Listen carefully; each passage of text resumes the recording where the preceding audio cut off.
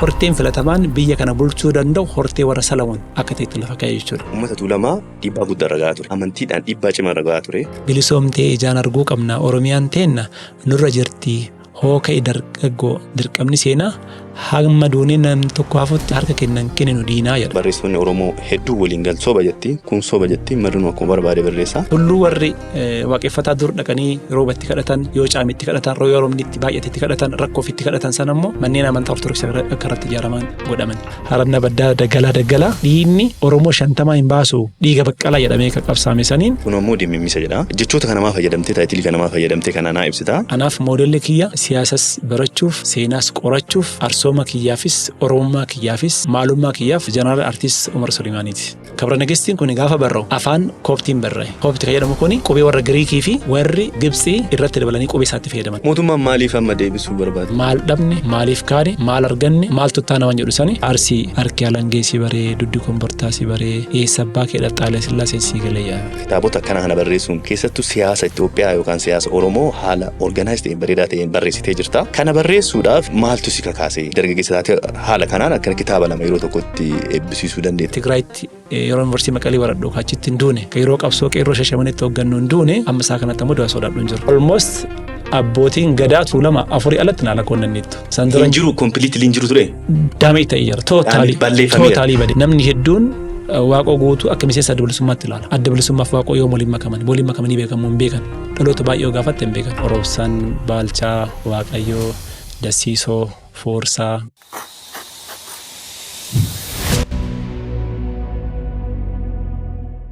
Kaayyoon Nubiyaa Poodkaastii keessaa inni tokko dhalataan haaraan yookaan ammoo dargaggeessi seenaa uummata keenyaa akkamitti dhaaluu akka qabuu fi seenaa durii yookaan ammoo seenaa keenya beeknu malee seenaa haaraa ijaaruu yookaan hojjechuun akka ulfaatu barsiisuudha.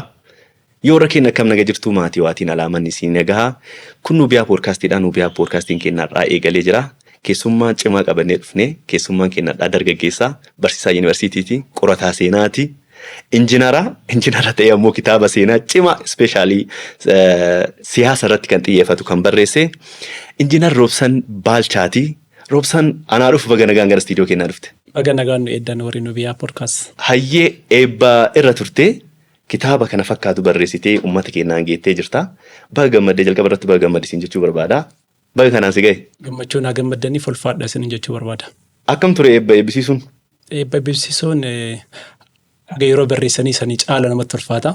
Yeroo barreessituu fi keetii qorattaa, dokumentoota garaagaraa barbaaddaa, ragaalee jalqabaa, ragaalee dabalataa ka barreeffamaa, ka oodiyoon jiru, ka viidiyoon jiru kan inni soqutti deemta.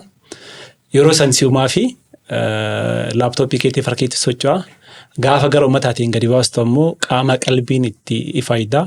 Namni si cinaa dhaabatee, namni si waliin hiriiree haala saniin itti deemta waan ta'eef bu'aa bahiin isaa ka yeroo kitaaba barreessituu waggaa dheeraa, ka yeroo eebbisiistuu kun ammoo ji'oota gabaabduu keessatti ammoo qormaata guddaa argita waan ta'eef milkeenya guddaa irra arginee jirra. Hayyee sababuma kitaaba dhiyeenya kan eebbisiiftee gammachuudha dhaabanneetiin jalqaba gara gaafii kanaa seenne Roobsan Baalchaa ati hiriyaa kiyyaan si beekaa. Garuu akka aadaa Oromootti seenaa qorattaa akka aadaa Oromootti ati ka'ee nuti warra kamii eessa? Ani eessaa dhufteen tuni bareeddu. Ani Afrikaa keessaa dhufe. Afrikaa keessa jiraadha. Biyyuma kana gaanfa Afrikaa keessa jiraadha. Biyya yeroo ammaa Itoophiyaa jedhamtee waamamtu. Yoo gasitne ammoo Oromiyaa gara godina Tositne ammoo godina Arsii Lixaa achi keessa dhaloonni kiyya dur Mooneessa jedhamtee waamamti. Waggoota muraasa dura ammoo Nageellee Arsii jedhanii waamaa turanii. Yeroo ammaatti ammoo Aanaa Heeban Arsii jedhamu ganda Shobaa Bultuum jedhamutti dhaladhee. Maqaan kiyya ammoo Roobsan Baalchaa, Waaqayyoo, Dasiisoo, Foorsaa, Kolaasoo, Xunsaa, Mudhatee, Buxee, Godaanaa, Kombaa, Heexoo, Moochee, Eedee, Washaa, Unshoo, Qoronshoo jedhama. Warra Unshoo torban jedhamu keessatti laakama. Achitti ammoo Arsii jechuu barbaada. Ana nan gaafatan as deebitee nan gaafatu immoo go'ana kana dhaqqabuu danda'a. Hayyee Arsii keessaa Arsii ta'u. Qubsuma kan? Arsii keessaa nuti qubsuma Utawaayyoo jedhamee waamamu.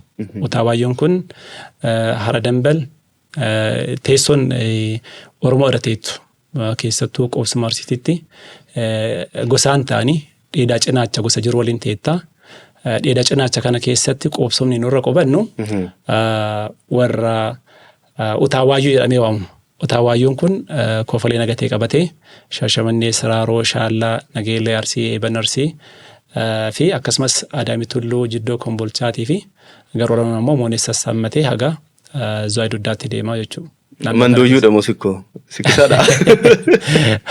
Utaawaayuu mandooyyuudhaati. Seera utaa fi waayyuu kana keessatti utaawaayuu ol darbee seera sikkoo mandoo keessatti akkaataan ittiin taa'amu daangaa qaba.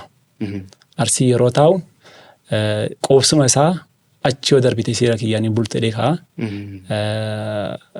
Amma irra caalatti warroonni hayyoonni keessattuu akkaataa teessootii fi akkaataa hortee ilmaan Arsii qoratanii akka isaan itti dhiyeessanitti manguddoota si olaalte daangaa qabna. Fakkeenyaaf seera ol galoo hambaa gadi galoo diinaa jedhamu kana keessatti bilaattee bishaan booraan ceetu adaree dhagaa balachuu asiin karaa haara dambaliitiin jiru. Gubbaan ammoo daangaa Somaaliyaa asiin haga laga Awaashiitti lafa badhaa kana keessa duubaan ammoo aga Booranatti uummata Arsiitu irra qubataa jechuudha. Kanaaf ilmaan sikkoollee mandoon keessan qubatti, mandoollee ammoo sikkoon keessan qubatti akkanatti wal keessa qubata waan ta'eef horteen keenna warra sikkisaa irraa taana nuti. An utaawaayuu sikkoo se'a beektaa. Hayyaa ta'u waan asumaanaati Arsii keessa dhalattee guddattee waan Arsii illee ammoo seeraan qoratta waan ta'eef waan Arsii keessatti dhaddacha jira. Dhaddacha hedduu namoota hedduu intervii godhu keessatti dhaddachoonni qubsuma Oromoo kaanii baay'ee xixiqqaadha. Arsii kun 20 oli. Dhaddacha kana ammoo deebisnee ijaaruudhaaf ammoo barreen gaddaallee sochiin tokko ta'eera. Achirratti ammoo sillee haala gaariidhaan yeroo organaayis gootus argee gabaabsiitii dhaddachi kun maalidha?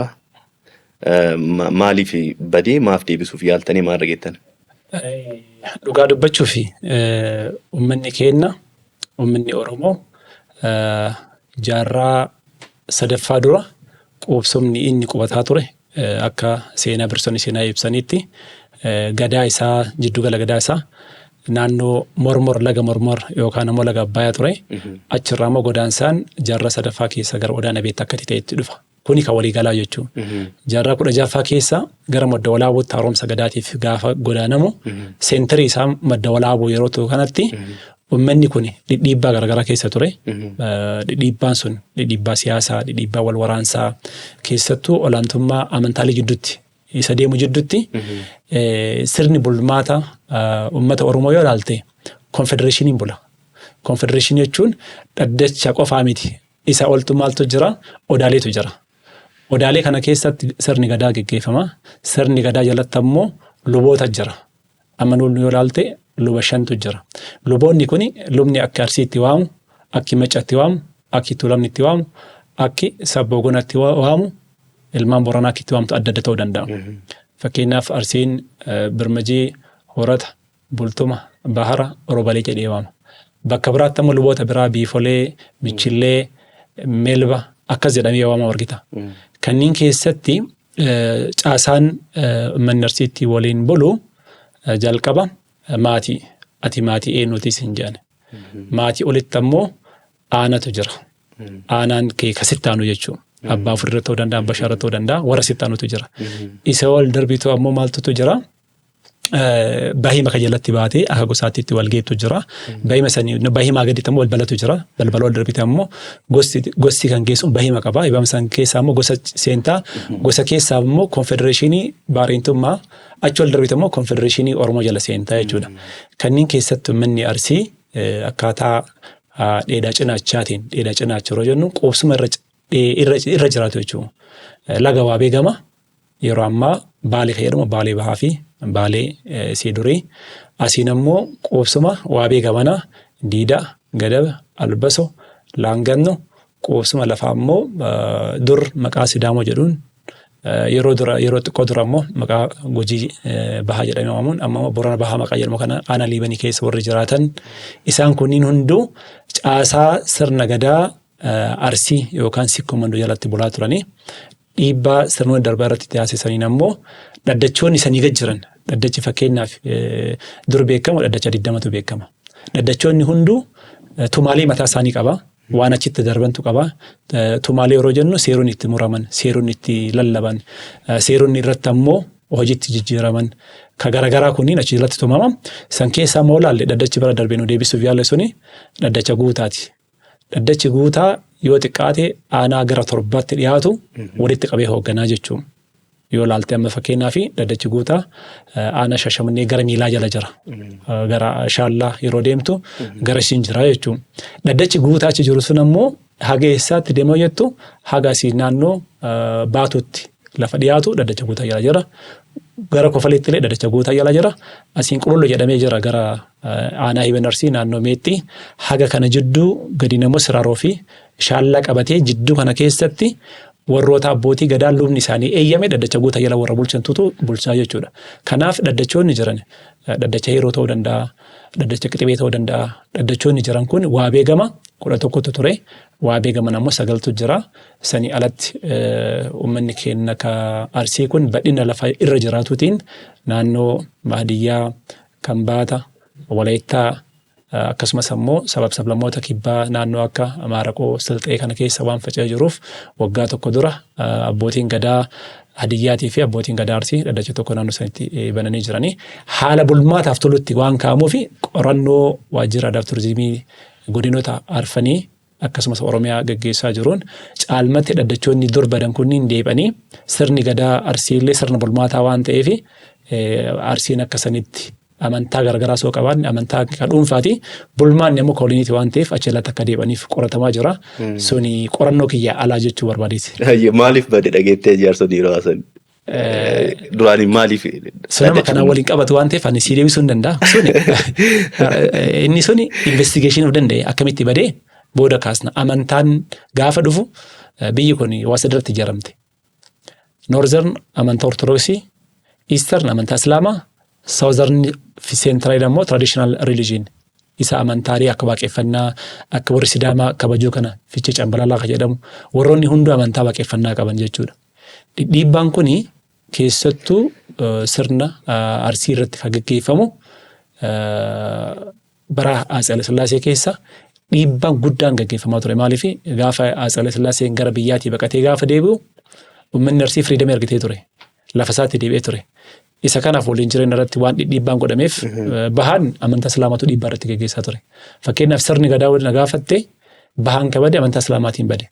Warra Tarkii fi warra Giriiktu naannoo Harar quubsuma Somaalii kana qabatee magaalaa Hararii fi naannoo san jiru ka jiru abbaa gadaa dhumaa Orfoo Jiloo jedhamu. Isaaniin qabatee Harargeen amantaa waaqeffannaa sirna gadaatiin buluu dhiisanii akka Islaamaan bulan kan dirqamaan godhe Orfoo Jilootii fi warroota Gibsiitii fi Otomaan Tarkii fa'aa jechuudha. Jidduu kanatti ammoo irra guddaa amantaan waaqeffannaa kabade dhiibbaa fi loloota jidduu amantaa waaqeffattootaatii fi amantaa hooggantoota amantaa Ortodoksii deemaa ture saniin. Kanaaf amantaaleen hunduu keessattuu amantaaleen waaqeffannaa amantaa Islaamaatii fi amantaa Kiristaan Ortodoksii jidduutti lolli deemaa ture akka tokko mo'atu. Fakkeenyaaf yoo ilaalte magariisatti seenuu waan hin barbaanneef booda seenna waan ta'eef malee yeroo Imaam Ahmad ture sanitti biyya kan olaantummaa amantaa Islaamaatiin socho'aa ture. Yoo ilaalte Kaabarraa yeroo Atsee Yikunoolaa 1270 jalqabeerraa 1974 mootummaan Dargii qabatutti Hararkiin ture Hararkii amantaa Ortodoksii olaantummaan biyya kana dhaalchisuuti. Yoo ilaalte warroonni hooggantoonni kaaba biyyattii irraa gara kibbaa fi bahaa fi giddu galeessaatti dhiibbaa guddaa godhaa turan waa sadarratti xiyyeeffatanii lolu. Inni jalqabaa lafa dhuunfatu. Lafa kana babadhifatuuf jechuudha babadhifannaa lafaa. Inni lammataa ammoo amantaa san babadhisanii dhaalchisu. Sadaffaan ammoo bulchiinsa warra Solomoon jedhamee beekamu san ammoo ummatoota kaawwan irratti ammoo dhaalchisu. Warroonni Islaama baha Oromiyaatii fi baha akkasumas baha biyyattiitii fi jiddu galeessa biyyattii keessa turan illee ammoo faallaa saniin dhiibbaa kan ofirraa dandamataa amantaa Islaamummaa humnaanis amansiisuunis babadhisuu ture jechuudha. Waaqeffattoonni ammoo ilaalte jaarraa 16ffaa jalqabarraa jalqabanii yeroo tokkotti abbaa gadaa 14tti madda walaabooti qarqara diimaa akkasumas sababa biyya kana guutuu kan dhuunfachuu danda'an olaantummaa tokko tokko irratti agarsiisuun jechuu barbaadeeti. Kanaaf sirnoota darban keessatti dhiibbaa kana jidduutti amantaan hin badas. Amantaan illee sirni gadaa arsiilee dadhabee jettee as biratti garuu wanti ani naagaluu hin dandeenye illee xiqqoo ani illee qorannoo illee na barbaachisu mee bi'atii qorattee laatti as gaafachuu barbaadeeti.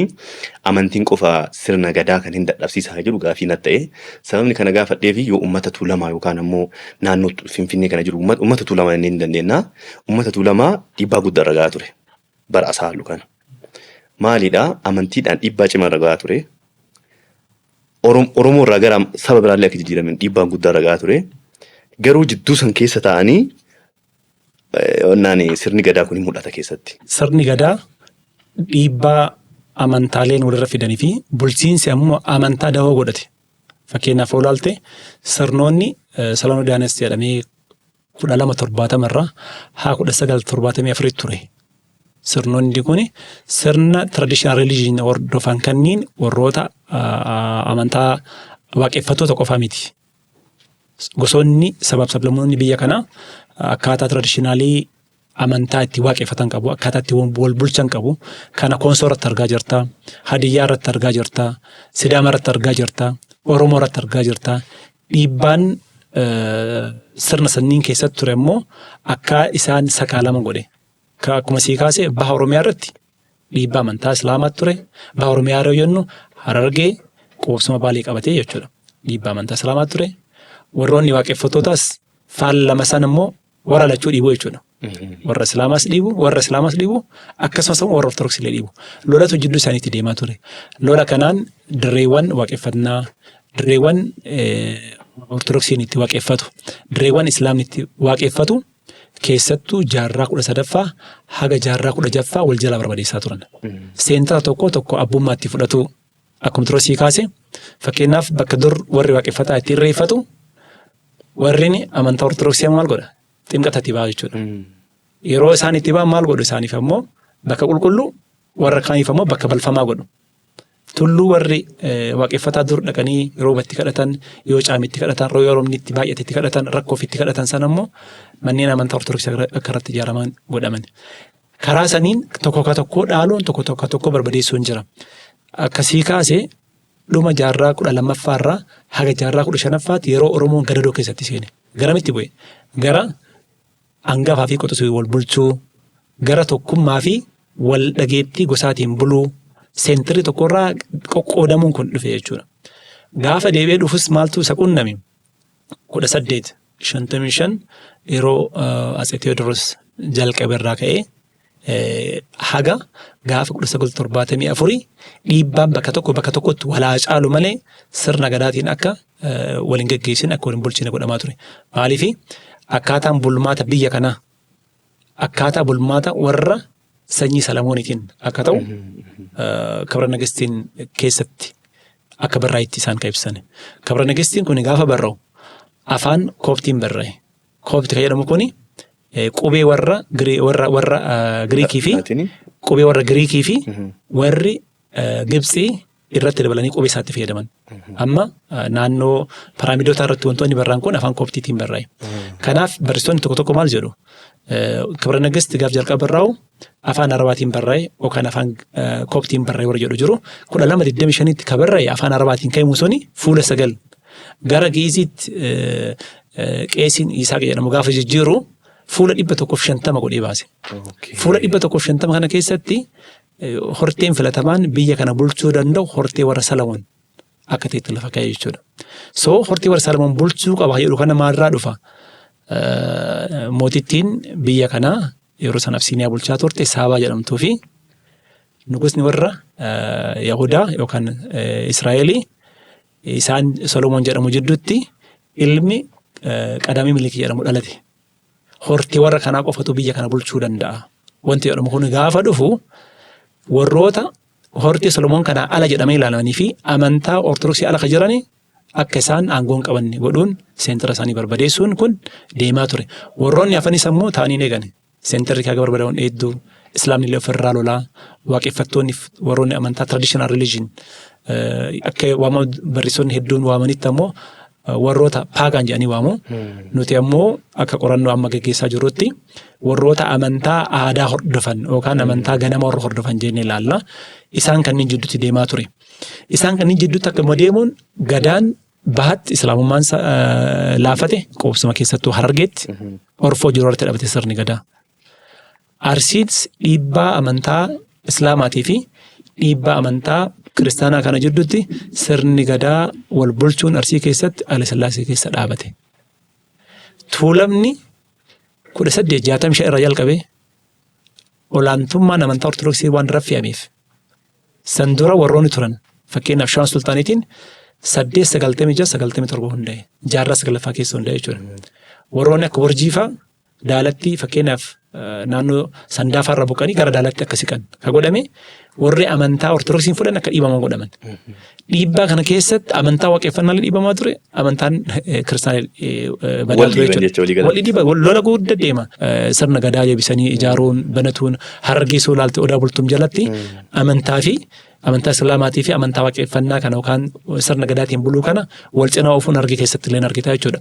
Gara Sikkomandootti argitu yoo argitu namni kenna hangafaa qotisuun tokkummaa gosaatiin jaalala gosaatiin waliin jireenya gosaatiin akkaataa dheedaa cinaacha jiruutiin saba sablammeef keessaa ammatee waliin bulu kanaatiin bula amantaa jalatti bulchiinsa empaayeera biyyaa irratti labsuu irratti bula waan ta'eef sirna gadaatiin deebi'ee ijaaramuun yeroo dhiyoo dhufe akkuma beektu abbaan gadaa kan dhiyeenya kana beeknu abbaan gadaa jalqabaa Haaji Qaabatoo Adeemaati.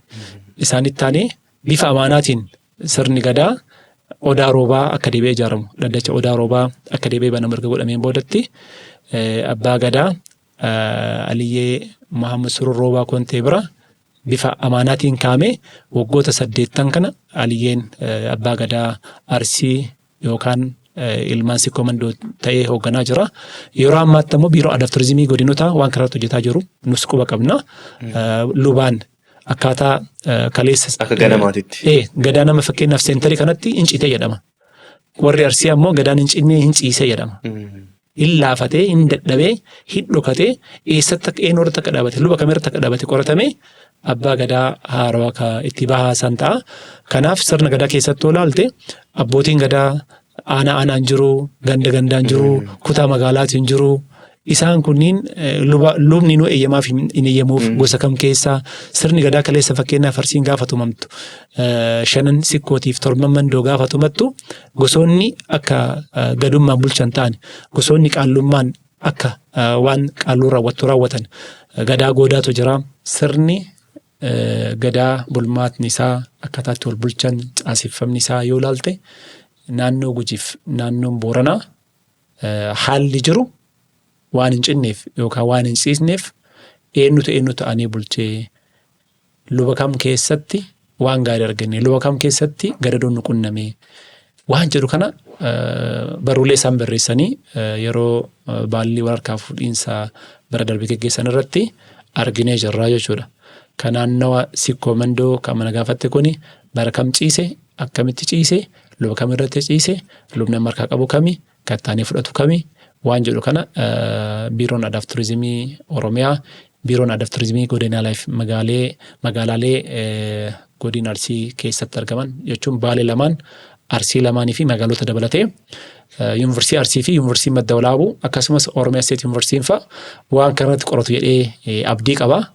Nuti ammoo kana alatti waan jiru gara political struggle irratti waan jiru ammoo qorataa waan turree fi asumaan keessaa barbaadu baay'ee keessan deemna. Maarraa illee akka qorannoo tokko taasisetti gadaa deebisanii ijaaruun yookaan gadaa ciise yookaan gadaa cite deebisanii ijaaruudhaan waan ulfaataadha. Seenaa beekuu qabda. Seenaa beekuu bira darbite ammoo jaarsonni waan kana beekan afoolaan oral tradition fidanii dhufan san irraa qorannoon baay'een godhamee haala sanii organize ta'ee yoo deebina akkuma salphatti ol fuudhanii deebisuun ulfaata. Taayitilii keessaallee baay'ee fagaannee amma gara taayitilii keetii deebina gara kitaaba keetii deebina.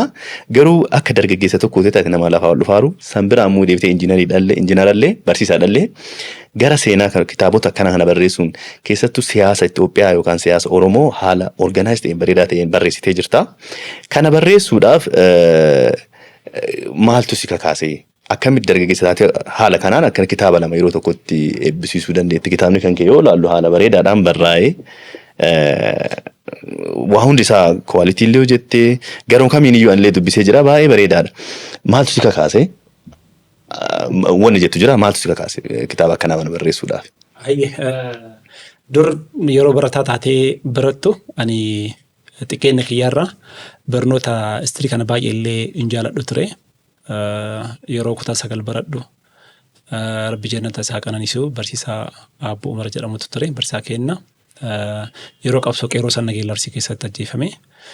Barsiisaan suni walitti dhiyeenya qabnuun istirii kana xiqqoo gara dubbisuutti moottaa sanitti deeme. San booda barnootaaf gaafa gara yuunivarsiitii seennu saniin duratti bara 1997 yeroo kutaa 12 barannu ijoollee xiqqoo turre garuu yeroo san yeroo filannoon 1997 yeroo itti deeme sun akka lakkoofsa Habashaatti yeroo ati keessatti deebitee of argitu jechuudha. Dhaabbileen siyaasa Oromoo ka biyya bulchanis ka biyya bulchuufis dorgomanis yeroo itti miira ifa ta'een dorgommii jabaa keessa rooti sanan ture. Yeroo isaatti nus ijoollummaa isaa qabannu kutaa 12 baranna. Actively engagementii qabataa turre siyaasa keessatti. Siyaasa keessatti gaafa qabaattu diyaalagiiwwan garagaraa dhageeffattaa, kan dhaabbileen siyaasaa garagaraa labsu kana dhageeffattaa. Sanirra dhaabannee siyaasas haa ta'u seenaas akka barannuuf namoonni moodela sii ta'an jiraachuu danda'u. Anaaf moodelli kiyya siyaasas barachuuf, seenaas qorachuuf, arsooma kiyyaafis, oromummaa kiyyaafis, maalummaa kiyyaaf jeneraal artist Umar Sulimaaniiti.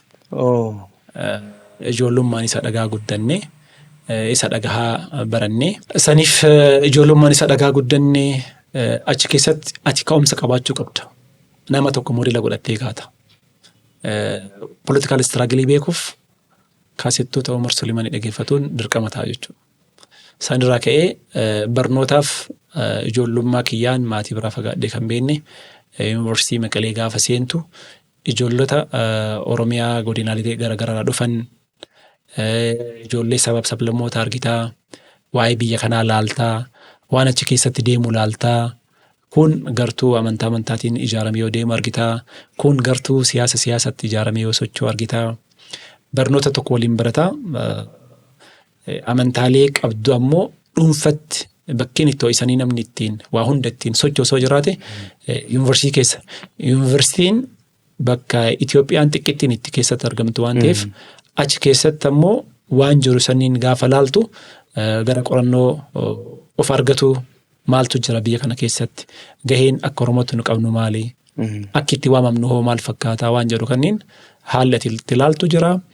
San booddee barnoota maastarsii bara 2002 akka lakkoofsa Itoophiyaatti akkuma eebbifameen baruma eebbifame sani yuunivarsiitii Finfinneetti yeroo jalqabu jiddugala muuzeemii Finfinnee jiru kana gaafa laaltu wantoonni naannawa kaaba biyyattii hedduun isaanii akkaataa qorannootiis haa ta'u akkaataa barreeffamatiis haa ta'u hambaalee seenaatiif jedhamanii ka biyya kana keessatti dhiyaatan isaan argita.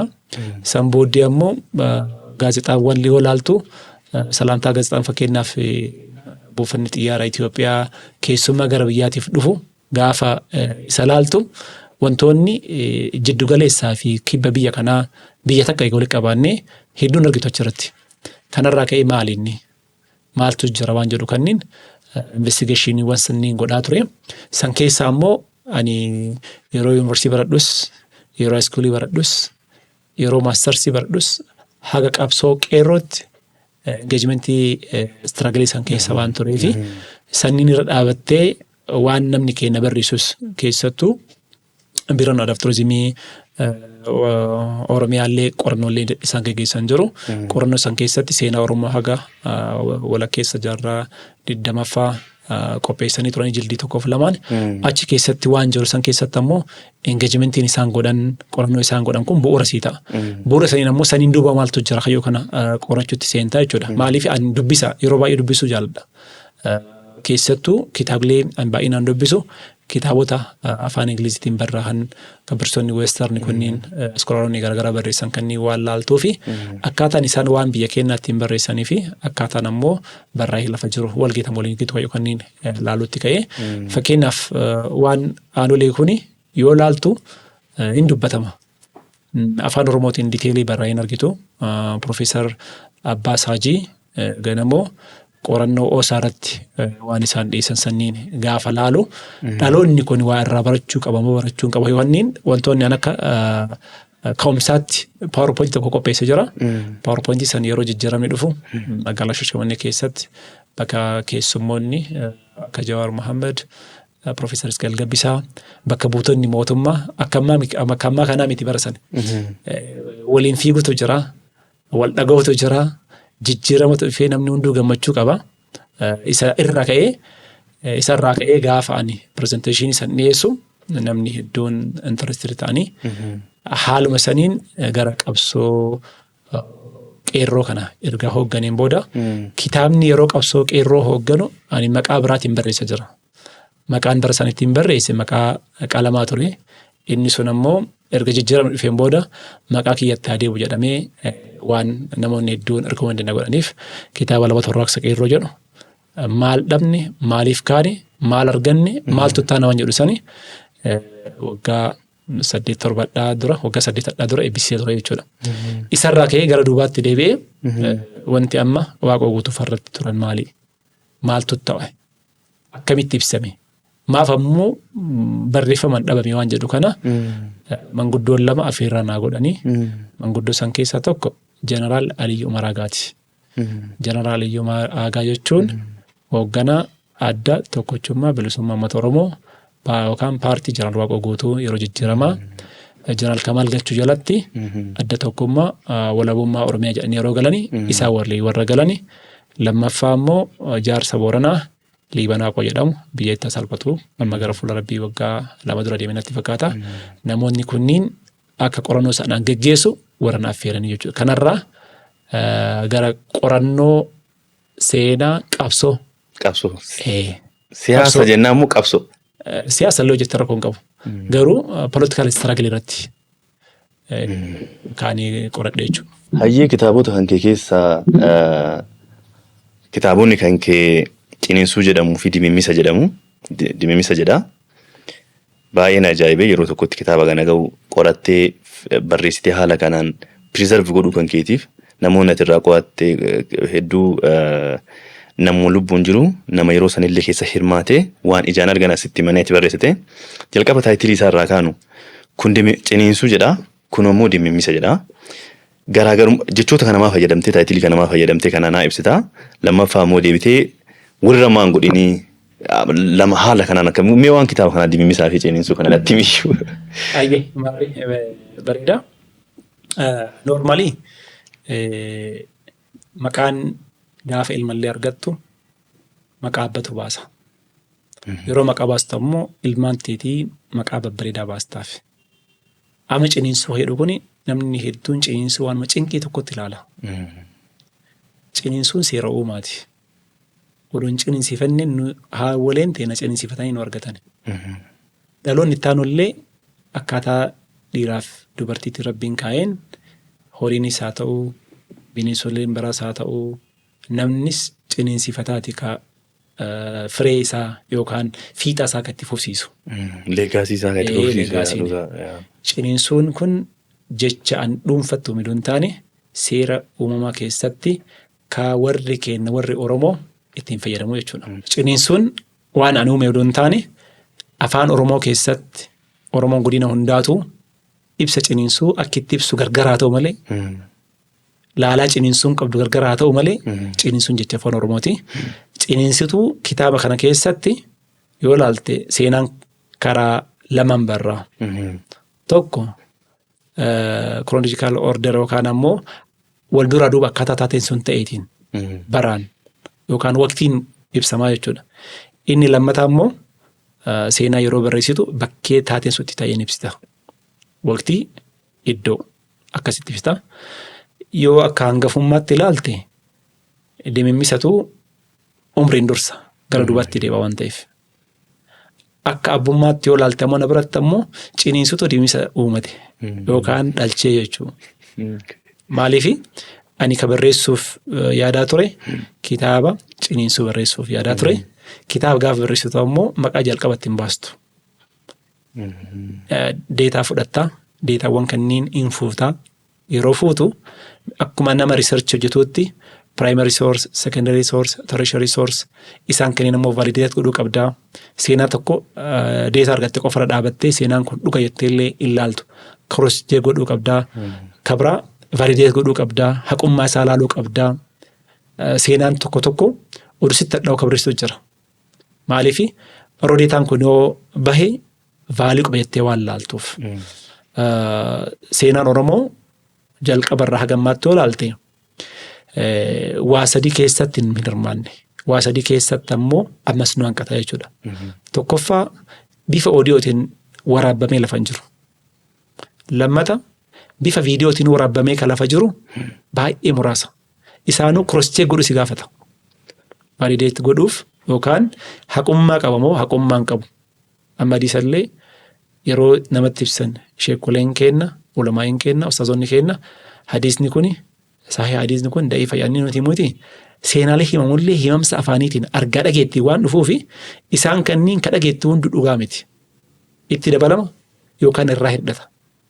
Isa kana nama 2-3 irraa cross check godhuu qabda. Seenaan kun ta'e montaani. Waqtii sanitti ta'e montaani. Waqtiin sitti himan ka tokko sitti himu kun ammoo yeroo biraa sitti hima. Bara bulchiinsa biraa sitti hima jechuudha. Isaan kanniin yeroo laaltu ciniinsuun kan irratti xiyyeeffatu ciniinsuu jedhee ani baasuufi seenaa 1962 waa qofa qabsootti jalqaban Useen Buneefa qabsootti jalqaban Haaji Saayid Daadhii Tarreefa qabsootti jalqaban warri gammoojjii Baalee lamaanii keessattuu lamaan yeroo jennu kaas naannoo bitaattaa yeroo san liiban aanaa liibanii kutaa bulchiinsa Sidaamoo jedhamee achirraa kaa jedhamee fi ka warri naannoo Gindhiirii Sawweenaa jiru ashuuraan yookaan gibirri uummatarraa guurtan gahaa miti jedhamee jalqabeen kuni kamtutu kamiin dursa. Walhubannaan akkamitti yeroo tokkotti wanti kun ka'e maalirraa ka'e waan jedhu kana isa qorattaa isa taantee ammoo waan Macaa Tuulamaa qorattaa waan bulchiinsa mootummaa Haile Sillaasee uummanni maaf Haile Sillaasee mufattee qorattaa Haile Sillaaseen akkamii kufee qorattaa Dargiin akkamii kufee qorattaa Dargiin ammoo uummata irratti dhiibbaa maal godhee maaliif ammoo uummanni irratti fincile jettee qorattaa Noorzerni irraa warri Eritiriyaa warri Tigraay jiddu galeessa irraa Oromiyaan bahaa irraa ammoo warri Ogaaden fa'aa maaliif Dargii irratti fincilan kan jedhu kana qorattaa ergasiin booda hundeeffama ABO hundeeffama dhaabbata Dimokiraataa Uummata Oromoo yookaan OPDO akkasumas ammoo wayyaaniin biyya akkamitti dhuunfate ce'umsa mootummaan akkamitti seename keessattuu dhaabbileen siyaasaa Oromoo akkamitti ce'umsa seenan akkamitti ce'umsaa bahan cinqa kana keessa seennee qeerroon gatii hagaan akkamitti kafalee gaafa jettee gaafa qorattu waanuma qoratte kanayyuu namatti himuuf hin ciniinsifatta. Hin ciniinsifatta dhugaas hin jedha. Hin ciniinsifatta. Maaliif wanti keessa jiru cimina warra alaasii bituuti moo dadhabina keessoo keetiiti. Yeroo hedduu rakkoo nama tokkotti himtu. Ibaluu rakkoo qaban jettu. An rakkoo qabaadhe rakkoo kiyya dabarsitetti fe'a. Garaagarummaa qabnu waliif hin amannu.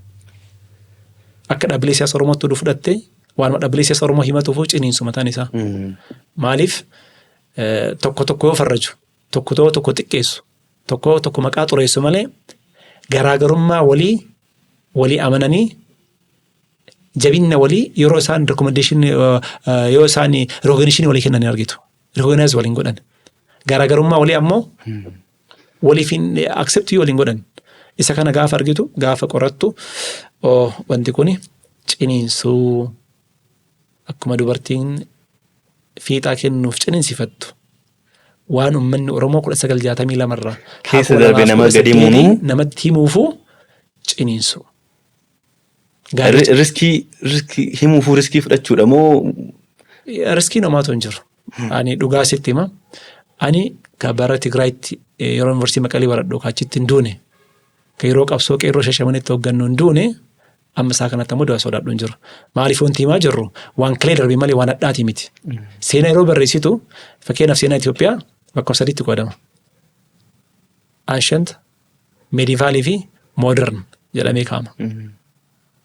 Seenaa darbe bara jidduutii fi ka dhiyeennaa jedhamee dhiyeennaa laallamu 1855 yeroo as itti dursu dhufu san deemsa keessatti deebina achi dhaqnamu. Ciniinsuun waan riskii qabu odoo hin taane waan dhaloonni Oromoo amma jiruu fi kana booda jiru beekuu qabu. Dongoroota kaleessa dabarsine immoo akka ittiin deebisne. Gaafa fakkeenyaaf qabsoota kanneen yoo ilaalte warroonni amma jaaran kunniin hedduun isaanii kalma hin qabne jiru. Hedduun isaanii kafiiraa fiixaan isaanii jalaa du'e jira. Fiiraa fiixaatti dhabdee, umrii keetti dhabdee, danqaraa yookaan gaarreen gammoojjii keessa haala hammaataa keessa dabarsitee uummata kanaaf waa fida bakka jettetti ammoo gaarris waliin ciniinsifatee atinuu waan nyaattu dhabdee waan dhudhu dhabdee garaa hidhattee ciniinsifattee ciniinsuun kun ciniinsuu walooti. Ciniinsuu waloo cimina isaallee dadhabina isaallee carraa turellee balaaf sodaawwan turellee ciniinsuu keessatti laallaa jechuudha. Ciniinsuun saniif ciniinsuu jedhamee laallame jalqabni qabsoo hidhannoo qabsoo Quumsuma Baaleetti 1962 karaa Gendhiiriitiin yookaan Useen Bunee Dararaa Haji Isaaq Daadhii Tarreeffa jalqaban akkasumas immoo karaa Nageellee Boranaatiin 1963 ka'a jedhanii jalqabameen 63tti annatti taateen waan jalqabeef qabsoolee hidhannoo qabsoolee warra biyya bulchuu haga 2008 jijjiirama finnee jijjiiraman haga bara 2018 jijjiirama finnee jijjiirama kanaan ammoo Oromoon biyya dhuunfateetti waan jiru ciniinsuun laallaa jechuudha. Ciniinsuu kana keessa jira jechaadha. Isa keessa jira. Dimimmisa keessa ammas biratti ciniinsuu keessa waan baasanii irra haasawnu jira. Waa'ee taayitilii isaa keessatti dhaabannee haasaarraa dimimmisa jechuun kun kana qabata. Mana hiitti kana qabata. Dimimmisni hoo maal qabata? Dimimmisa jechuun lachanuu jechuun afaan Oromooti. Inni illee seera uumamaati. Dimimmisa kan jennu waytii waa takka itti adda baastee arguu hin dandeenye yookaan hubatuu hin dandeenye fageenya hartaatoo dheena irratti. Fakkeenyaaf lafti guyyaa oolee ifni suni gaafa gara halkaniitti deemu halkan oduu dukkanaa'ee dukkan isin dhuunfanneen dura ifa aduu dhiituutiif dukkana uumaan sitti fidu jidduutti deemisatu jira. Deemimisa halkanii jenna. Gaafa aduun ganama sii bariitu oduu bariin hin geenye barraaqa subiitiin deemimisa bariitu jira jechuudha. Kanaaf deemimisa dhihuuti moo deemimisa bari'uuti yoo jette sani kitaaba dubbistee argatta. Gara lachuun jecha. Garuu akkuma bilarii jecha. Garuu maali? Seenaan nutti himamaa ture kanus deebinee ofitti himne deemimisa seenaati.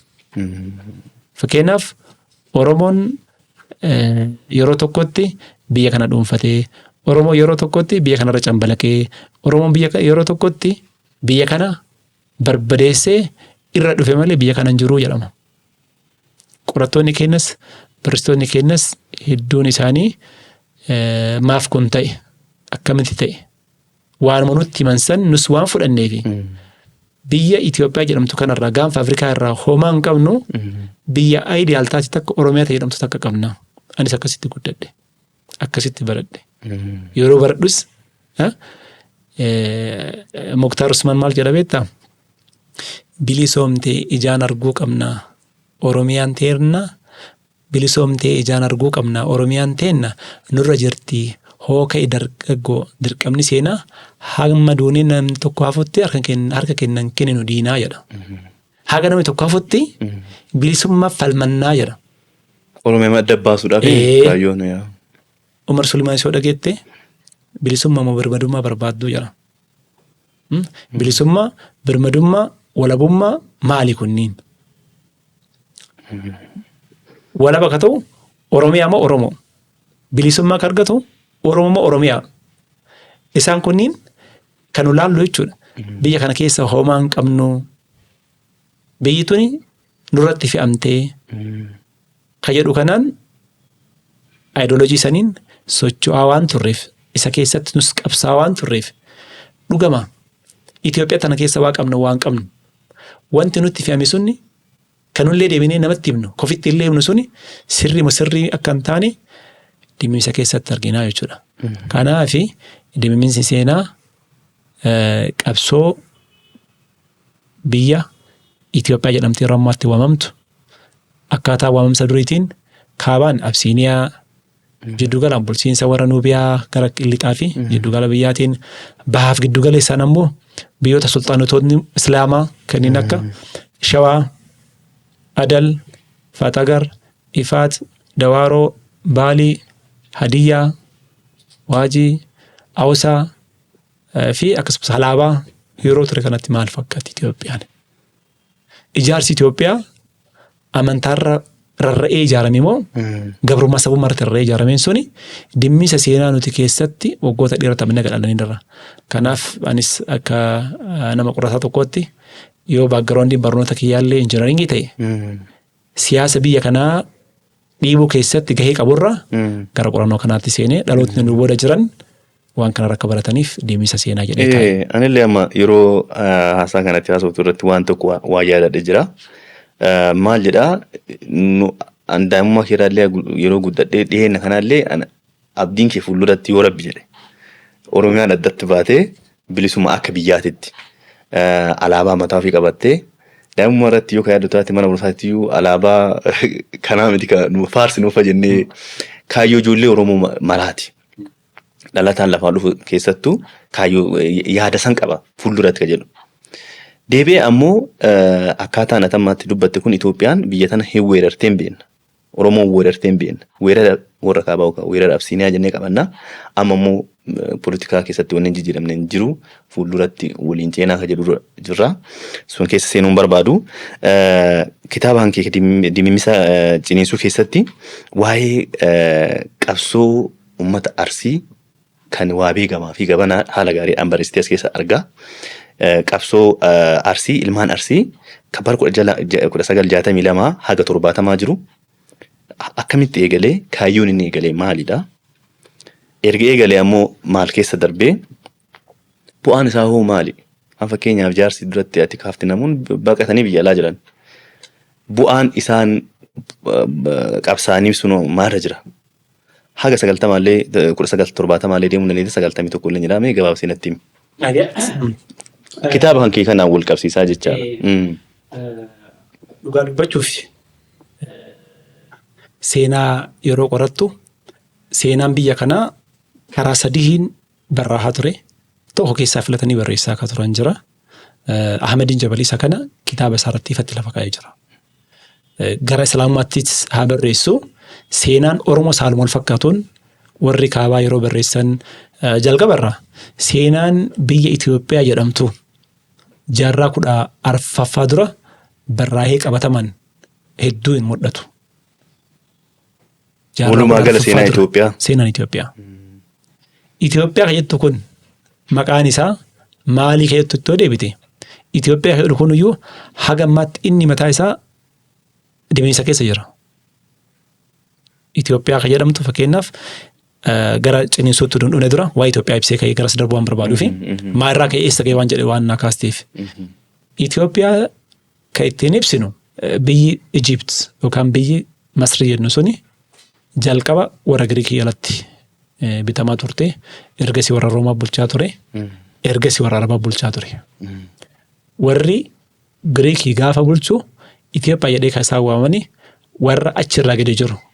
Warra fuulli isaanii gubataa jedhanii ilaalan kana Suudaan, Itoophiyaa, Yugaandaa warra mudhii lafaa jiru kana qabatee haga jiddu galeessaa fi biyyoota arbaa yoo kana ilaalaa turan. Warri Arabootaas gaafa dhufanii gaafa biyya Masrii bulchuu jalqabanii uummata kana maqaa Bilaad al-Suudaan maqaa jedhu waamaa turan. Bilaad al-Suudaaniin kuni haga Hindiitti ka deemu. Garba diimaa gammoojjii Saaraa gadi gaarri mudhii lafaatii ol lafa jiru kana keessa uummanni jiraatu uummata kana jedhanii waamaa turan. Warri kitaaba qulqulluu kan macaafa qulqulluu isaan jedhanii waaman kan warri amantaa Ortodoksii hordofan kakuumoofaa gaafa isaanii kan kakuumoofaa irratti qubsuma jidduu jiru kana akka warri Nuubiyaa warri Kushiirra qubatu kana ammoo maal jedhanii waamuu jalqabanii Itoophiyaa jedhanii waamuu jalqabanii ergasii maqaan Itoophiyaa jedhu kuniif maqaan Absiiniyaa jedhu interchangeably itti fayyadamuu jalqaban jechuudha. Wal jala dabarsaa itti fayyadamuu jalqabanii akka land markation yookaan kaartaa yeroo ammaa kaamee kanatti biyyoota sadiitu itti walii galee kaa'e. Itoophiyaa kan jedhamu. No, Itoophiyaa qofaa miti. Eritiriyaa, Itoophiyaa, Suudaan, Keenyaa, Ugaandaa warra amma jiru kana 1927tti warra Faransaay, warra Ingiliziitii fi warra Itiliitu waliigaltee biyyoota sadii mallatteessa irratti qoqqoodama gabrummaaf yookaan colonization jennee kalaallu kana gabrummaa kolonifattoonni biyyoota Awurooppaa itti waliigalanii ka'an kanaani kakaamee dhufe biyya amma Itoophiyaa jedhamu kana. Akka seera Itoophiyaatti ammoo labsii ta'ee biyyi kun waliin qubatu jalqabee jedhamee ilaalamu 1931tti seera Haile Sillaaseen baasaa irratti yeroo jalqabaatiif akka seeraatti kaa'ame jechuudha. Biyya kana unificationii godhamuu fi akkas jedhamee hakaamu Atsee Tewoodiroosiin wal qabsiisu.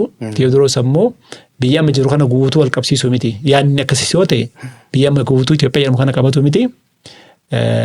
Goojjamiinuu qajeelatti hin qabanne jechuudha. Shawaas agatee qabatuuf yaalaa ture, bakka bu'aasaa kaa'aa ture. Akka eeggamisanitti ammoo gara kaabaattis qabachuu hin dandeenye, bahaattis qabachuu hin dandeenye, jiddu galeessaaf kibba biyyaa qabachuu hin dandeenye. San dura garuu ture. Biyyi kun maqaa Itoophiyaatiin waamuu waa baatu akkasiis haa ta'uu baatu jaarraa 15ffaa irraa haga jaarraa 16ffaatti yeroo mootonni amantaa Ortodoksii keessattuu yeroo Sarxadingil Atsee Galaadiyoos fa'a yeroo turanitti lolli jidduu imaamota warra Adalii Ibrahim Ahmed bin Ibrahim Algaaziin fa'a yeroo socho'aa turanitti sochii imaamu Ahmadii fi sochii mootota amantaa kiristaanaatii fi abbootii gadaa Oromoo gadaa Birmajii 1498 irraa qabee lola jajjaba geggeessaa turaniin Oromoon illee almost gara waggaa 100tti lola jajjaba geggeessaniin biyya kana akkuma gaaddisaa ganamaa galgala tokko qabatu tokko dhuunfatuun turee jira. Garuu maqaa sanillee Itoophiyaa jedhanii waamaan turre jechuudha. Yeroo sanitti.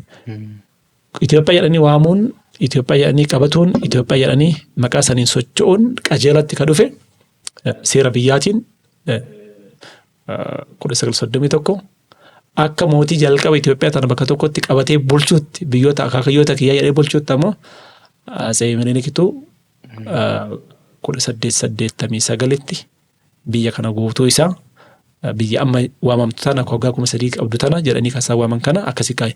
Waggaa 3,000 kun jiraachuun kamirraa laakkaa'u ka warri Giriik fa'a laakkaa ture sarraa laakkaa jiru jechuudha. Biyyi tun biyya dulloomtu amma kaartaawwan firaamuroon fa'a dalagan. Ka jaarraa 16ffaa, jaarraa 14ffaa, jaarraa 13ffaa yoo laalte Atlaantikii naannoo Atlaantikii garba diimaa jidduu kan jiru kana kaartaa durii ilaaluu dandeetta. Itoophiyaa hoonaan jira. Itoophiyaa kan argitaa jechuudha. So Itoophiyaa fi Absiiniyaa jedhu kana qeessota warra kaabaatii fi bulchitoota warra kaabaatu interchangeable godhaa itti fayyadame malee waan sanii miti jechuudha. 1962 hoo maaltu dhufe? As biratti osoo sanitti hin seenini Minilik yeroo biyya sana bulchuu Itoophiyaa jedhamti moo yeroo sanii Absiiniyaa jedhamti? Hayyee normaalii biyya kana keessatti namni jalqaba hariiroo biyyoota alaatiin godhatee kalaaluu qabnu maal laaluu qabna beektaa? Jaarraa 16ffaa keessa biyyoota alaa irraa humni biyya kana seenee mootota biyya kanaa tumsaa ture jira. Fakkeenyaaf biyyoota kana keessatti jechuudha jaarraa 16ffaa keessa humnoonni biyya alaa deddeebanii seenaa turan. Warra kaabaa amantaa Ortodoksii olaantummaa akka qubsiisu warri barbaadu warra Poorchugaaliitu gargaara ture. Yeroo sanitti maali? Kiristaanitii addunyaa kanarratti warroonni olaantummaan hoogganan isaan waan ta'eef. Warroota Islaamotaa ammoo akka bulchitoota warra sultaanotota Adalii warri gargaaraa turan ammoo warra Otomaan Tarkii turan. Fakkeenyaaf lola jidduu Atsee Galaadiyoosii fi lola jidduu Imaam Ahmadii jidduu deemaa ture irratti ilmi Vaaskoo da Gamaa biyya kana seenee biyya kanarratti lolee biyya kanarratti harka Imaam Ahmadii turee jira. Loltoota 400 ol biyya kana seenan keessa hoogganaan ilma Vaaskoo da Gamaa ture. Lolta Poorchugaal jechuudha. Christopher da Gamaa jedhamu jechuudha. Inni biyya kana seenee lolaa ture inni illee jechuudha. Loltuu maatiraalii deeggaruu gargaaruu dadhabanii haga humnaan seenanii lolutti. Gaafa isaan seenaa lolan ammoo Imaam Ahmadis gara warra Ottoman Turkiitti paashaawwan jiranitti ergatuuni loltoonni warra Turkii baay'inni isaanii 200 haga 400 tilmaamu biyya kana seenaa lolanii jiru. Warri fakkeenyaaf qubsuma Tigraay warra jiran yeroo sanittuu marfii qabu. Imaam Ahmadis gara bahaatti ergee gara qubsuma Hararitti ergee Zeelaatti ergee Zeelaarraa ammoo marfiiwwan biyya alaatii marfii guddaa tokkoo fi marfii xiqqaa 2 erga argateen booda warri marfii Imaam Ahmadiif dhukaasaa turani warroota Hindii turan binkafalamaaf. Faallaa saniin ammoo warroota Portugaalii alattiyyuu warroonni warra kaaba jiran kanaa fi marfii dhukaasanii Araboota amantaa kiristaanaa hordofan turan. So hirmaannaan biyyoota alaa qabsoo biyya kana keessatti jaarraa 16ffaa keessas akka jiru argitaa jechuudha.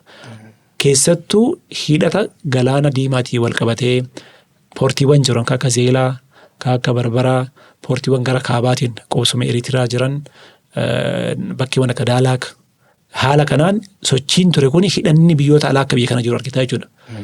Faallaa saniin ammoo amantaan biyya alaatii seene amantaan fakkeenyaaf kiristaanaa namoota qulqulloota 9 jedhamanii biyyoota Sooriyaa farraa baqattootaan seene.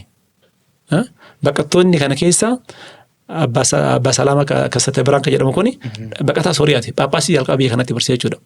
Ergasiin booda Phaaphaasonni Haile Sillaaseen dhaabutti Phaaphaasonni biyya kanatti argamaa turaniu Phaaphaasota warra Gibxii turan biyya kanatti interferansiin biyyoota alaa akka jiru argitaa jechuudha. Hidhanni kun deemee caalmatti humna guddaa argatan ammoo yeroo Haile Sillaaseen biyya kana keessattuu warra Shawaa yeroo bulchaa turetti. Shawaan sultaanitiin kuni jalqaba yeroo zamana fasaanitti amii oomishan keessatti warra Solomoon Dynasty keessaa warra baan kana keessaa akaakayyuun isaa odoon taane horteen warra Solomoon Dynasty jedhamee ka jalqabe kun warra Shawaa ka jalqabe kun erga baheen booda isaan keessaa akkatti milkaa'ee biyya kana qabachuuf biyyoota alaa wajjin hariiroo ka uume Haile Sillaasee.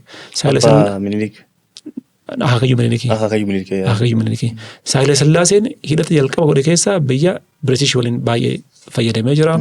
Qawwee muskeetiiwwan garagaraa kananiiwwan garagaraa argatee jira.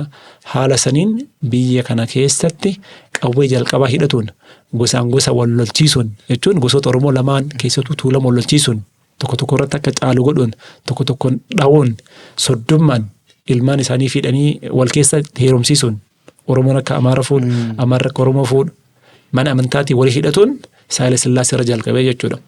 Inni sun yeroo Haile Molkotiis ture yeroo Seefus yeroo Daargees ture Atsee Minilik garuu erga mana hidhaa Atsee Tewoodiroosii baheen booda kallattiin hidhata isaa goobana waliin godhate.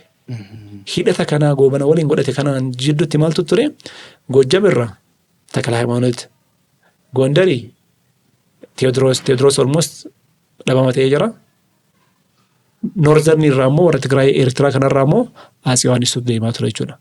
Isaan jidduutti boruu meedaa irratti erga walii galaniin booda waliigalteen isaanii kaaba yeroo san kalaallamu galaana bishaanii kana ka Reedsii jennu kanaan warri olaanu warra humna qabatu irra bulcha. Atsee Yohaannis gara walitti gaafa qabatu innis hidhata biyya Faransaayitii fi biyya Ingilizii irraa Ingiliz bakkee dhabamteen jirtu jechuudha. Ingilizii waliin hidhata qaba ture. Atsee Minilikis Itilii waliinis Raashiyaa waliinis Faransaay waliinis Xaaliyaan waliinis akkasumas immoo Ingilizii waliin illee hidhata qabu. Amuneeshinii fi qawwee guddaa yoo laalte ammoo Minilik bakka 4 argate. Xaaliyaanii, Faransaay, Ingilizii fi Raashiyaa. Darkwaanii fi Gadaa Milbaa Farrataa Hakaamitti kitaabilee iddoo irratti isa riiferansii fudhatu waan ta'eef waliigalatti Atsee Minilik yeroo biyyoota kana tokko godhee yeroo qabatu kanatti qawwee 700,000 fi 15,000 fi rasaasa miliyoona 50 biyyoota arfan kanarraa fudhate. Yeroo sanitti. Kana deemtee ilaaluu dandeettaa, qorannoolee garagaraa ilaaluu dandeettaa, hidhanni isaanii isa kanaa jechuudha. So Haile Sillaaseen Ingilizii fi Faransaay waliin, Tewoodiroos warra Ingiliz waliin gargaarsa ka gaafataa turan, Atsee Yohaannis inni waliin warroota akka Ingilizii walii hidhata isaan qabaataniin, Atsee Minilik ammoo biyyoota arfan kana waliin.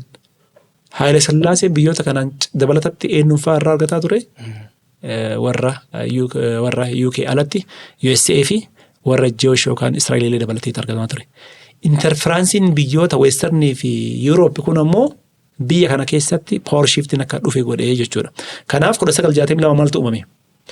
Haile Sillaaseen biyyaa gaafa baqatu warroonni quubsuma Arsii Waabee gamaa gamanaa godina Baalee lamaan Arsii lamaa irra warri jiraatu warri aanaa Liibanii kunniin Boorana dabalatee warroonni Digoodiin Garriin Gurraan sablammoonni Somaalee hidhata Somaalee qaban kunniin yeroo isaatti boqonnaa waan argataniif Haile Sillaaseen biyya baqaarraa gargaarsa biyya Ingiliziitiin akka biyyatti deebi'een tooftaalee jajjabaa baase. Tooftaa san keessaa warroota dur boqonnaa argatan. Gaafa Haile Sillaaseen biyyaa bade gaaf warri faashistii Xaaliyaanii biyya kana qabate uummanni Arsii laga Waabee gamaa gamanaa quubsuma Liibanii yeroo san Sidaamoo jedhamee waamamu kan jiru warri kunniin hundi isaanii boqonnaa argatan. Haga Haile Sillaaseen deeme. Akka biyyatti deebi'een tooftaa inni godhe keessaa tokko maali? Eritiraan akka qaqarratti hin kaasne warra Amaazen jedhamanii waamaman quubsuma yeroo ammaa Arsii lixaa keessaa naannoo Nageellee Arsii naannoo Shashamannee kan akka isaan qubatan akka Itoophiyaa waliin jiraatan 1962tti waan akkasii hundeesse. Baaleen ammoo kutaa bulchiinsaa Harargee jalaa baasuun andatti biyya godhee hundeesse. Naannoo godhee yeroo sanitti kutaa bulchiinsaa Baalee godhee yeroo sanitti Haile Sillaasee hundeesse 1962 jechuudha. Akkas godheen ammoo gaafa inni gara biyyaatti galu haloo bahuun akka jiru warroonni sirna salleellisanii ifatti kaahaa turan. Yaa Arsii harki alangee si baree duddi kombortaa si baree eessa abbaa kee dhaxxaa Haile Sillaaseen sii galee yaane. Haile Sillaaseen yoo galee uummanni san dura boqonnaa argate kan mana murtiitti afaan ofiitiin dubbate kan raadiyoo afaan ofiitiin dhagaye kan lafa isaa irratti ammoo abbaati ta'e suni akka lafa sarraa ka'u akka abbummaa san dhabu akka mirgi irraa mulqamu kun ifatti kaahamaa ture. Haile Sillaaseenis warri Itilii as keessa abaanii malee maqdishoo ta'aniiti shiraa turan isaanillee. Saniif warri Kulluba jedhamu qabsoo Kullubaa karaa Baalee bahaatiin san dura gaggeeffame duun taane Kullubaan seentara isaa tokko Harar godhate tokko ammoo Nageellee Booranaa godhate warra gosoota Somaalee naannoo kana jiran kaammoo mirga isaaniitiif warra Itilii fi warra faashistoota koloneeffattoota biyyoota alaa ofirraa baasan kana akka tumsaniin walli dhiibbaan ture. Walli dhiibba san keessatti ammoo uummanni Oromoo 4 uummanni Oromoo 3 naannoo Nageellee qubatu gosoota akka Booranaa, Gujii, Arsii fi gosoonni Somaalee kanneen akka Marrehaanaa, Digoodii naannoo san qubatan isaan irratti shira tokko gaggeessa. Shirri sun maali? Uummata achi qubatu irratti. Aanaa Liibanii warri qubatu gosoota arfan sani. Somaalee gosoonni nama naannoo san qubatani naannoo Nageellee argitu qubatani harka bitaatiin warri qubatanii asii gad deemtu Arsiitti qubata. Ardaa Buruuree naannoo akka Koobaa Adii kanniin naannoo Hara Qal'oo argite bitaattaan karaa magara Nageellee ittiin ceetu kana uummata Arsiitu irra qubata. Naannoo eerpoortiitti dalagame kana fa'a jechuudha. Harka mirgaan ammoo asii gad deemtu uummanni Booranaa irra qubata. Seensa gubbaa kana aanaa Wadararraa gadi buutu haga Qarsaa maallee kan yoo ilaalte naannoo isa yoo kabeettu uummata Gujiitu irra qubata. Duuba gadaanaan ammoo uummata Somaaleetu irra qubata. Uummanni kun tokkummaan wal jaalalaan kun waaqeffataa kun Islaama hordofaa walumaan uummata jiraatu kana irra shira tokko gaggeessanii uummanni Arsii laga gannaalee gama Baaleetti akka galu. Uummanni Somaalee gara Somaaliyaa gadi dhaddacha warraaqeetti haa galu. Dhaddacha warraaqeetti Somaaliyaa akka bahu kana gaafa isaan labsiisan kaanii waaqoo guutuu ani kun Koobaa Adii mudhamtu sani asuma bitaatti dhaladhee ati eessaa dhuftee bahinaan jettee kaaniin taayettaa yoo kanaan ofirraa mul'ataa jechuudha. Mormii san keessatti yeroo gabaabduu torbaan hin geenye keessatti akka uummanni bahu dirqamatti godhane. Uummanni akka hin baane lagni hin jiru, riqichi hin jiru, riqichoonni sunniin yookaan riqa kayyannu kun hin jiru. Uummata kana yeroon sun yeroo badheessaa yeroo roobni akka malee jiru, yeroo lagni gannaalee akka malee guutee jiru, uummanni ce'ee horii isaa daa'imman jaarsa fe'atee bahuu hin danda'u, horii fe'atee bahuu hin danda'u. Haguma ganni kun darbuuf hin baana gara Baalee nuu obsa jedhanii horii walii guuranii mattaa yookaan isa gubboo jennu kana kennaa turan. Sana illee hin dandeenye nama hedduu irraa ajjeesan. Nama hedduu ajjeesnaan Jeneraal Waaqoo yeroo sanitti jeneraal illee arganne Waaqoo dargaggeessa ture haadha manaa isaa ijoollee isaa kan hangafaa achumatti dhiisee namoota 3 waliin gara Somaaliyaa deeme jechuudha. Kanaaf qabsoon karaa Baaleetiin keessattuu madda walaabootiin jalqabde aanaa Liiban irraa bahaa ta'an suni Annaan jalqabde jechuudha. Qabsoon suni qabsoo Annaa jedhamtee beekamti 1963. Karaa Gindhiiriitiin kan jiru immoo akkamii jalqabe? Karaa Gindhiiriitiin kan jiru jalqabni isaa ka'umsi isaa baalabbaatonni naannoo san turan yeroo san achi turan keessaa tokko sadarkaa Gita Burqaa jedhamu irra ture Useen Bunee Dararaati. Isaan ummata isaanii irratti dhiibbaa godhanii ummata cinqanii akka irraa ashuuraa yookaan gibira guuran barbaada warri sirna nafxanyaa gaggeessu. Namoonni kun hawaasa irraa dhalatan immoo akkasii miidhuu waan hin dandeenyeef waan argan fidanii gaafa itti kennanii hin geenne yaaniin. Hin geenne kun jaaniin. Ammallee deebisan hin geenne. Irraa fudhachuu dinnaan isumaan qawwee 3 bahanii bitatanii warri nu ajjeesu du'uu danda'amoo du'uu hin danda'u kana shaakala jalqabaa kanarratti gaggeesse Useen Bunee Dararaati jechuudha. Kanaaf ka'umsi qabsoo karaa Baalee bahaatiin jiru qubsoo naannoo Sawweenaa kan jiru jeneraal Useen Bunee Dararaatiin jalqabame. Qabsoon karaa Baalee madda walaabootiin jirtu akka hawaasaatti jalqabee jechuudha. Jeneraal Waaqoo Guutuutiin jalqabee jechuudha. San dura Maamad Gadaa Qaallufa jiru namoonni biraa qabsoo san dura jalqaban qabsoon kun lubaa jira. Sunni warri san dura jiran warroota qabsoo akka dhuunfaatti yookaan bifa shiftummaa jedhamee warra ilaalamu. Warri qabsoo boodaa kun garuu qabsoo sabaatti qabsoo gosaatti gosa tokko 2 3 hedduun taane inumaa sabaaf sablammoonni biraa gosoonni Somaalee hedduun Digoodii, Marriyaa, Nagarrii hedduun kan keessatti hirmaate kan itti gaggeeffame 1962. Kanaaf 1962 irraa qabee haga 1969 Waaqa harka yeroo kennatu jaarsummaa harka yeroo kennatuutti kan ture kana keessatti uummanni gammoojjii Baalee, baddaa Baalee akkasumas lafa ammoo Raaree jedhamee beekamu naannoo Maliyyuu Gooroo akkasumas ammoo uummanni Baalee bahaa aanawwan akka Sawweenaa, Raayituu, qubsuma naannoo Gindhiirii kanaan Daawwee Qaachan, Daawwee Sarar uummanni naannoo kana jiru hedduun isaanii qabsoo jajjabaa, lola jajjabaa loltoota sirna Haayile Sillaasee waliin gaggeessaa turanii lola saniin irratti namoonni hedduun irraa wareegamanii jiranii. Namoota yeroo isaan wareegaman keessaa fakkeenyaaf Koloneel Abdullaahi Usmaan nama jalqaba wareegame warroota gita aangoo olaanaa qaban keessaa warroota kana.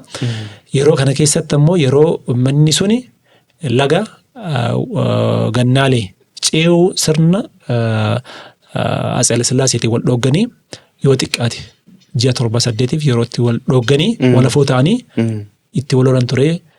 Gaafa ce'uu dadhaban ammoo xiyyaaraan jalqaban jechuudha.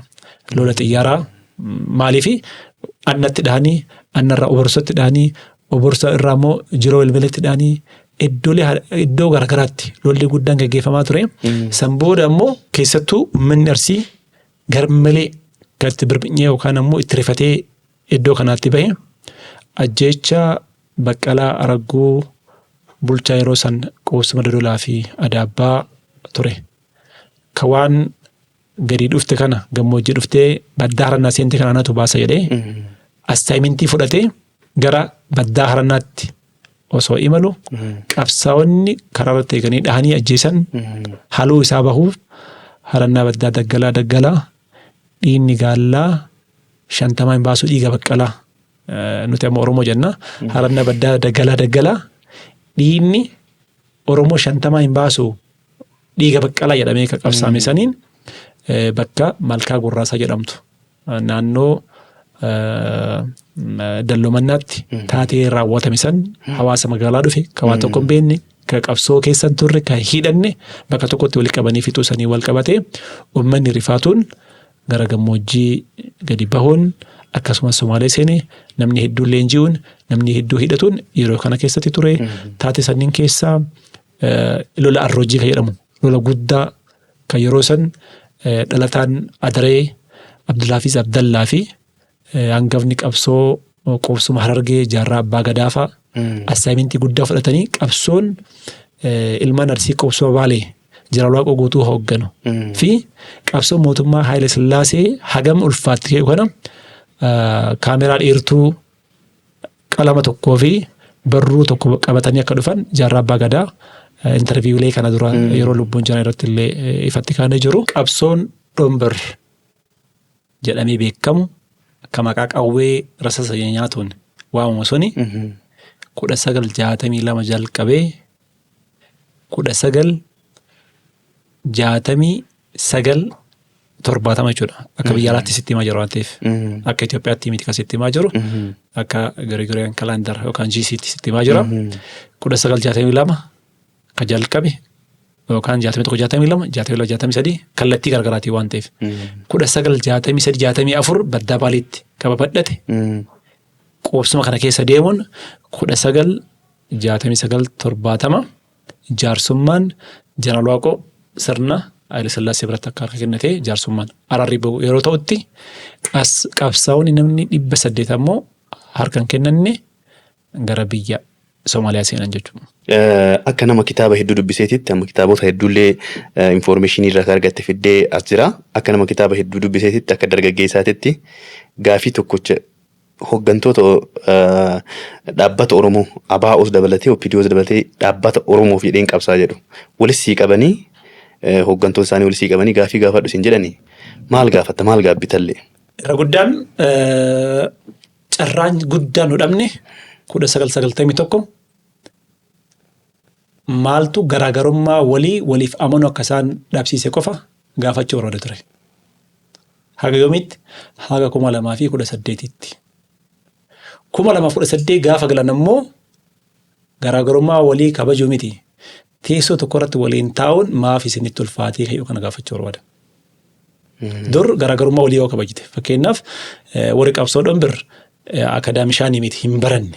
Warri kunniin maali? Warra qawwee dhawu. OPDO keessa warri hundeessan ammoo irra caalaan warra miilitarii dargii turan. Barnoota warri akaadaamishaan ta'an namoota muraasa. Warra dabalisummaa hundeessan hedduun isaanii warra barate. Argitee miti? Jaarraan fa'aa ammoo akkuma dura siin kaase yeroo Hussein Suraafaa Ethiopian Nations Liberation Front yeroo hundeessanii jiddugala bahaatii fi biyyoota arabaa irraa meeshaa ittiin argatuuf qawwee ittiin argatuuf waan kana hundeessan. At least jiddugal isaanii uummata Oromoo ta'e. Hunduu eega Oromoo hojjeta ta'e.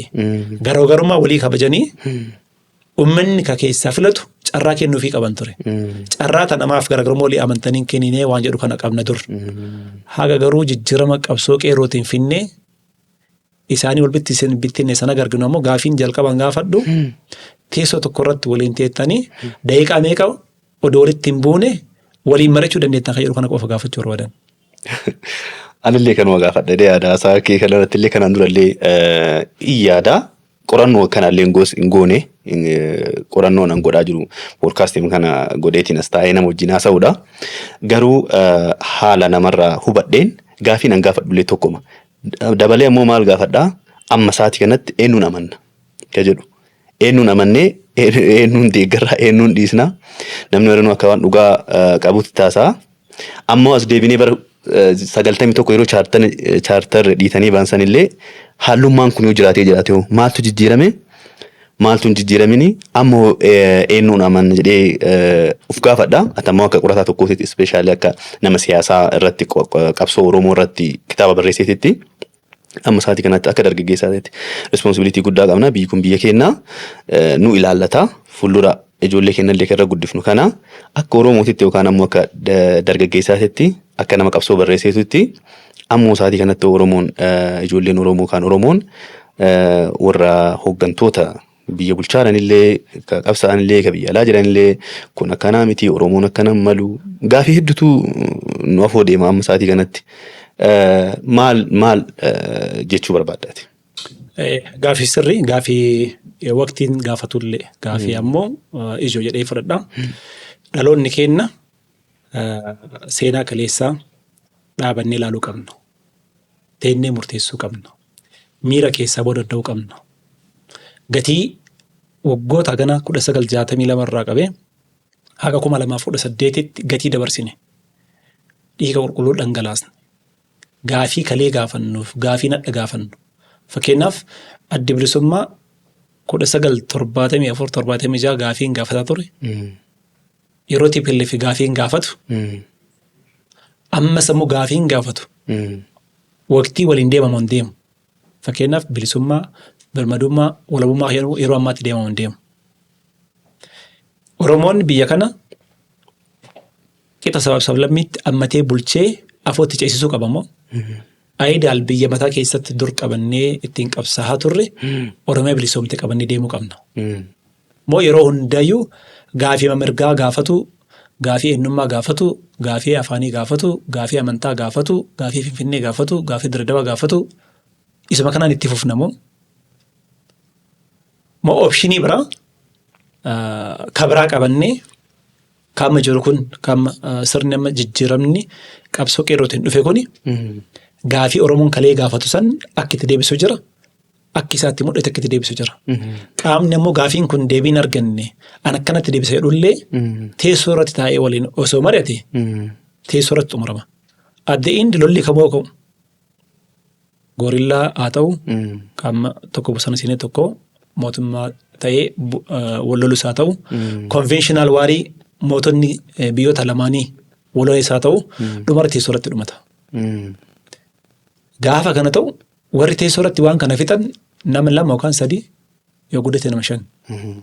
Siyaasa Oromoo kan oduu laalte Hayilee Fidaafaa fudhattee, Baaroo Tumsaa fudhattee, Hussein Suuraa fudhattee, Jeneraal Waaqoo Guutuu, Jaarraa Abbaa Gadaa, Leencoo Lataa warra dhiyenna kana ministeera ammaa Dr. Abiyyi fudhattee, aktiivistii qabsoo qeerroo hoogganaa ture Jawaar fudhattee oduu laakkoftee warra isaan jala jiran gamanatti oduu laakkoftee nama 50 wal baasuu hin dandeettu.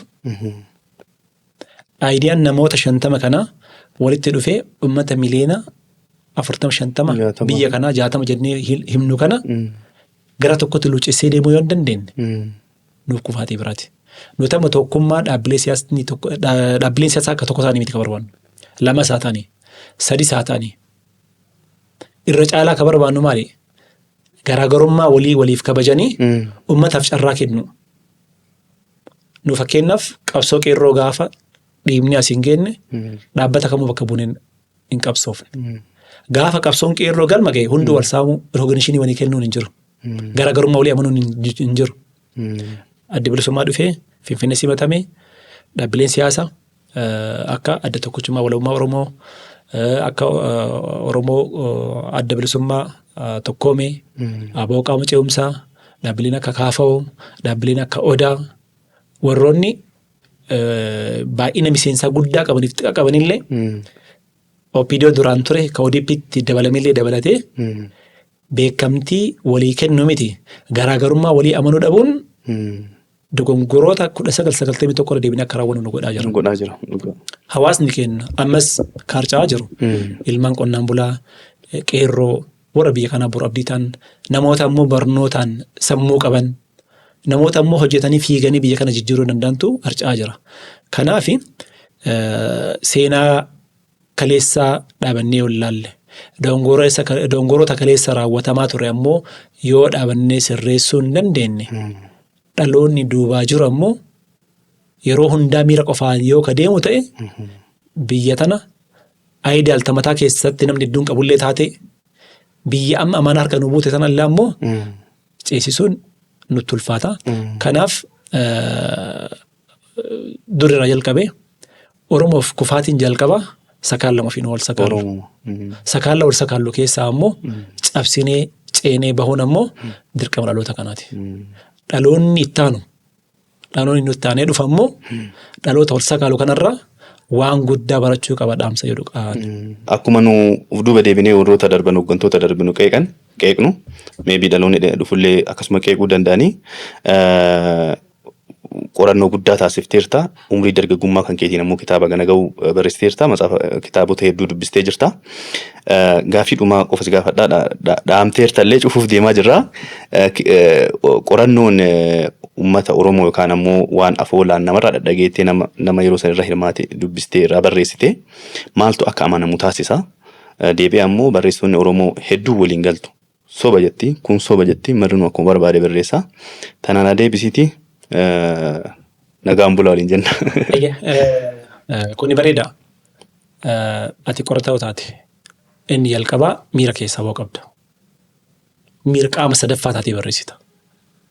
Dhugaa dubbachuuf akka Oromootti yoo barreessitu waan sirni warra mootii Solomoonii uummata kan keerraan ga'u si dhukkubsa. Gaafa san jechoonni ati itti fayyadamtu meebii jechootaati baalaansii gootu ta'uu dhabuu danda'a. Garuu haga dandeetteen haqa gamasis jiru haqa gamanas jiru akka barreessaa tokkootti miira keessaa baatee barreessuu qabda. Lammata waan fidde sana immoo maaliif barreesse? Tokko seenaa jallatee qajeelchuuf, seenaa dhokatee baasuuf, seenaan ammoo darbaa dhufe kun ammoo argaa dhageettiin dhufe irra guddaan isaa argaa dhageettiin dhufe. Seenaan argaa dhageettiin dhufe kun ammoo ka qajeeluu danda'u gaafa barreeffame. Dhaloonni seenaa barreeffame hin qabaanne kama barreessan ammoo dhaloonni boodaa dubbisa. Fakkeenyaaf waan abbaan Baahiree jaarraa 16ffaa dura barreesse hagadhaatti wal mormina. Maal waan ta'eef waan barraa'eef. Ani wanti an barreesse maybe akka seenaa Oromootti parsantii 5%. 95 investigationii bira barbaada. Ani referaansii namoota hedduu argaa dhageettii hedduu cross check godhee barreessee jira. Namni namoota barreessu kiyyaallee hin fayyadama.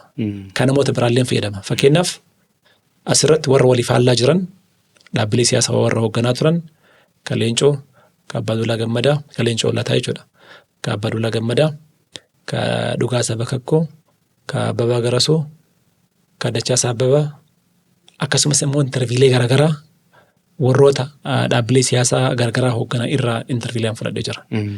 Isa irraa immoo uummata Oromootiif maaltu ifa ta'uu qaba? Oromoo maal beekuu qaba? Gaafii takka qofa fakkeenya takka qofa si kaasu namni hedduun waaqoo guutuu akka miseensa adda bilisummaatti ilaala. Adda bilisummaaf waaqoo yoo waliin makamanii beekamu hin beekan. Dhaloota baay'ee yoo gaafatte hin beekan. Seenaaleen akkanaa kunniin qajeelee barraa'ee dhalootaaf yoo darbe bu'aa qabaata. Tokko isa. Lammata ani ameetiif vaalideet ka godhu. Dubbistootatu vaalideet godhee qeeqanii irratti ammoo qajeelchaa deeman. Inni kun gulaalii jalqabaati, maxxansa jalqabaati. Maxxansi lammataan ba'a. Yookaan irra dhatee ba'a, yookaan dabalamee ba'a, yookaan ammoo disproof wanti godhamoo jiraate keessaa dhatee ba'a jechuudha. Kanaaf yeroo barreessu haqa gamaa gamana jirtu, ka gara amantaatiin jiru amantaalee hundayyuu, ka gara sabootiin jiru saboo hundayyuu, ka gara Oromootiin jiru Oromoo hundayyuu jiddu galeessa godhadheeti barreessa malee miira kiyyaan hin barreessu waan ta'eef anis nama dogongoroonni muraasni jiraachuu danda'a. Isaan kuniin ammoo kan irratti gahooman ekspertootaan keessattuu namoota politishaan ta'an, istooriyaan ta'an isaan kanatu sirreessaa. Isuma kanas hin jedha. Hayyee marii gaarii taasifne keessattuu waa'ee qabsoo Oromoo irratti waan himamuu qabu, waan seeraan taa'eetiin barreeffameellee taa'uu qabu sababni kana jedhee fi waan 91 darbee hoggamaa 30 taana keessa darbee akka seenaatitti wanni kun soba dhugaanne shakkitu jira. Kanaafuu qorataan seeraan qoratee dhaloota dhufuuf kaa'uun dirqama. Waan istiidiyoo keenya dhuftee darbii kana fakkaatu marii kana fakkaatu wajjin taasifteef akka Nubiyaa poodkaastii fi garee waraabu hunda wajjin garee Nubiyaa poodkaastii wajjin galatoomsiin jechuu barbaada. Thank you waan dhufteef. Hayyee waa baay'ee sirraa baradhe. Mogu waa baay'ee sirraa baradhe. Galatoomii fuulduratti ammoo kitaabota baay'ee barreessitee akka wal arginu abdii qaba. Daawwattoota keenya Roobsan Baalchaa Injiinar Roobsan Baalchaa irraa waa baay'ee barattan jedhee yaada. Mariin keenyaadha taasifnee marii baay'ee bareedaadha. Waan daawwattaniif ulfaadhaa horaa bulaa deebanaa.